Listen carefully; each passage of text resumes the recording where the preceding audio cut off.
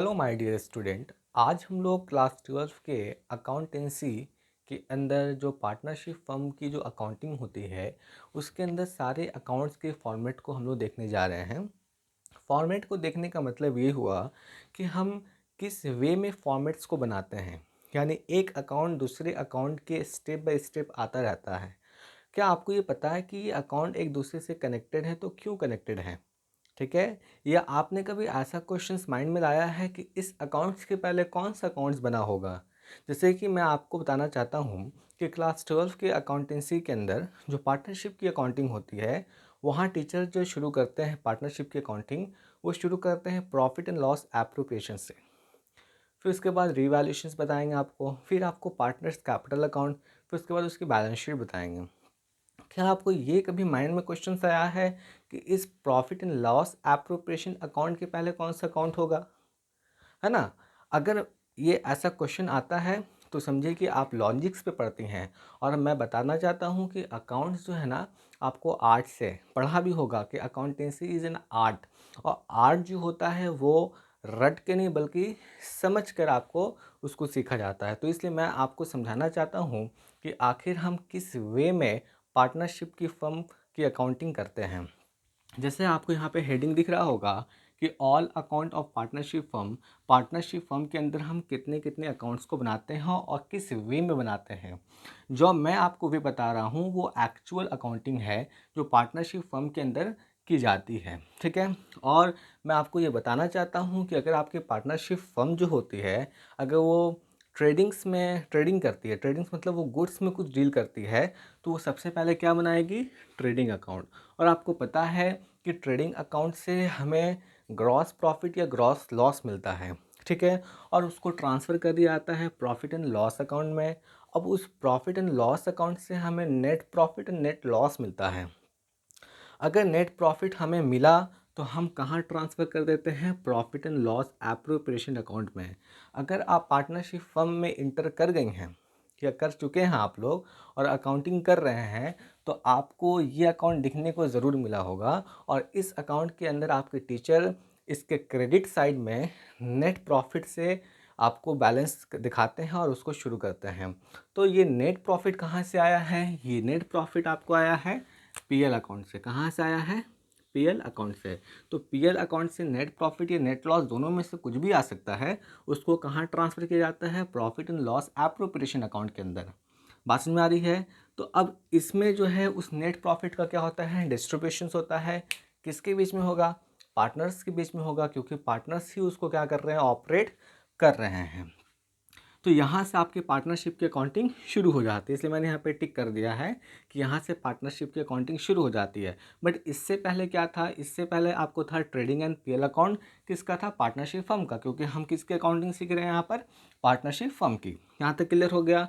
अब इसमें हमने क्या किया? नेट प्रॉफिट डिस्ट्रीब्यूट किया। अब यहाँ से ये नेट प्रॉफिट क्या होता है? आपको ट्रांसफ़र किया जाता है। कहाँ ट्रांसफ़र किया जाता है? आप सिर्फ अभी माइंड में याद कर लीजिए। वो ट्रांसफ़र किया जाता है पार्टनरशिप अकाउंट के अंदर या पार्टनर्स कैपिटल अकाउंट के अंदर। कहाँ जाता है? पार्टनर्स कैपिटल अकाउंट के अंदर। ये चीज़ याद रखिएगा। यहाँ से नेट प्रॉफिट कहाँ आया? यहाँ पर आया है। यहाँ से मैंने उसको क्या किया? डिस्ट्रीब्यूट किया पार्टनरों के बीच में। अब वो पार्टनर का प्रॉफिट कहाँ जाएगा? इसमें जाएगा पार्टनर्स कैपिटल अकाउंट में। लेकिन इससे पहले आपको कुछ समझना पड़ेगा कि हम प्रॉफिट एंड लॉस अकाउंट के बाद क्या बनाते हैं? Revaluation account. क्या बनाते हैं? रीवैल्यूएशंस अकाउंट। तो रीवैल्यूएशंस अकाउंट जो होता है वो कब बनता है? वो बनता है इन केस ऑफ रिकॉन्स्टिट्यूशंस। आप पढ़ेंगे कि जब पार्टनरशिप फर्म के अंदर जो रिकॉन्स्टिट्यूशंस होते हैं, मतलब जब बदलाव होते हैं, तो बदलाव जो होते हैं इसके अंदर टोटल 4 तरीके से होते हैं। कितने तरीके से? हम आपको जेन्युइन चीज़ सिखा रहे हैं कि जो चेंजेस होते हैं, रिकॉन्स्टिट्यूशन का मतलब चेंजेस जो होते हैं वो 4 तरीके से होते हैं पार्टनरशिप फर्म के अंदर। उससे ज़्यादा भी हो सकता है, मैं जेन्युइन बात कर रहा हूँ। पहला हो सकता है आपको change in profit ratio. Change in profit ratio, अगर प्रॉफिट रेशियो पार्टनर के बीच में बदला तो उसको रिकॉन्स्टिट्यूशन कहलाएगा। ठीक है। क्या कहलाएगा? रिकॉन्स्टिट्यूशन। किसी का एडमिशन हुआ, पार्टनर का एडमिशन हुआ, तब आपको पार्टनरशिप फर्म के अंदर क्या होगा? रिकॉन्स्टिट्यूशन।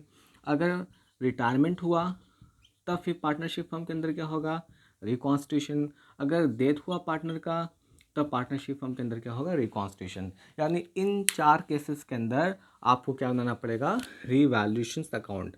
क्या बनाना पड़ेगा, रीवैल्यूएशन अकाउंट। रीवैल्यूएशन अकाउंट के बाद आपको एक अकाउंट्स और बनाया जाता है जिसका नाम है रियलाइजेशन अकाउंट। ये अकाउंट जो है ना स्पेशलिस्ट, ये अकाउंट स्पेशलिस्ट है। क्यों स्पेशलिस्ट, इसका मैं आपको रिप्लाई दे रहा हूँ।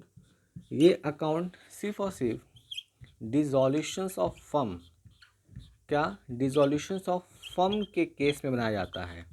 डिसॉल्यूशन ऑफ फर्म कहने का मतलब जब फर्म पूरी तरीके से बंद होती है, क्लोज डाउन होती है, तो उस केस में हम रियलाइजेशन अकाउंट बनाते हैं एसेट्स और लायबिलिटी को रियलाइज़ करने के लिए। रियलाइज़ करने का मतलब कि आपने जब फर्म शुरू किया था तो उस वक्त एसेट्स और लायबिलिटी क्या वैल्यू थी, जब क्लोज कर रहे हैं तो उस वक्त क्या वैल्यू है। ठीक है, मैं डिटेल में नहीं जा रहा हूँ, मैं आपको ओवरव्यू बता रहा हूँ। तो ये कब बनेगा, इन 4 केसेस में, और ये कब बनेगा, इस एक केसेस में। बात समझ में आ रही है। फिर उसके बाद आपको 5वां अकाउंट बनता है पार्टनर्स का। क्या, पार्टनर्स कैपिटल अकाउंट। क्या बोलते हैं, partners capital account. Partners capital account. और फिर लास्ट में जो अकाउंट बनता है 6th अकाउंट, उसका नाम है बैलेंस शीट। क्या बनेगा, बैलेंस शीट।